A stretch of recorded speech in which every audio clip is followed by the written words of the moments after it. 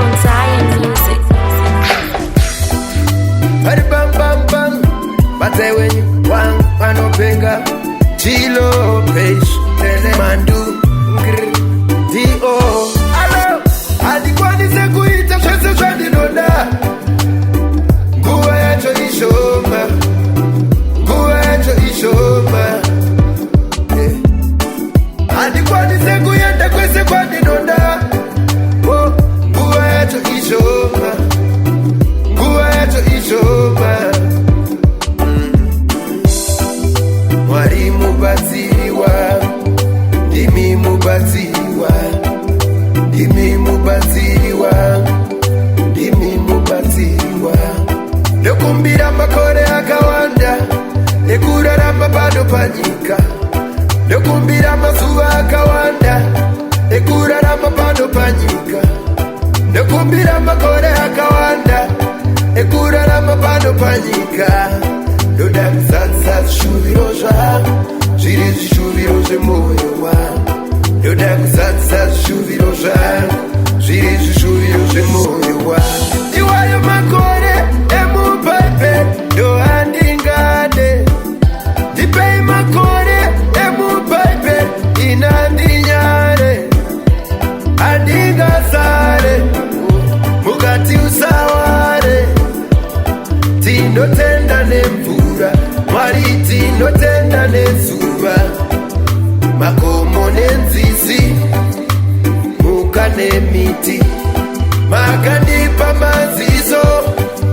Ekuona ndawo Zvizhinji zvandichada kuona Daikumbira ndirarame Nzeve dzekunzwa ndinadzo Makumbo ekufamba nawo Kuzhinji kwandichada kuyenda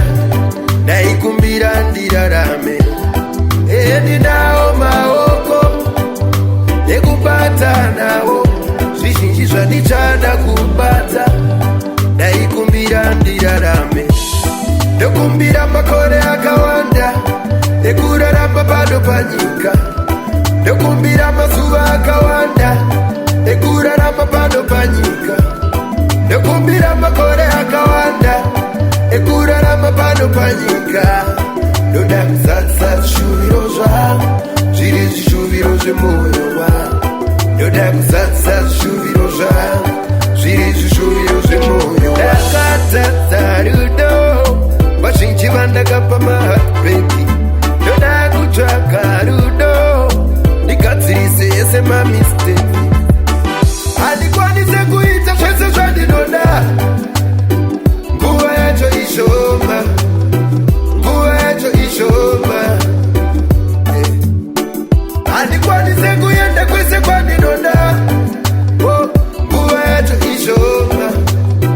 Nguva yacho ishoma Mwari mubatsiriwa Ndimi mubatsiriwa Ndimi mubatsiriwa Ndimi mubatsiriwa Ndokumbira makore akawanda Ekurarama bado panyika Ndokumbira mazuva akawanda Ekurarama bado panyika Ndokumbira makore akawanda Ekurarama bado panyika Ndoda kusatsa zvishuviro zvangu zviri zvishuviro zvemoyo wangu Ndoda kusatsa zvishuviro zvangu zviri zvishuviro zvemoyo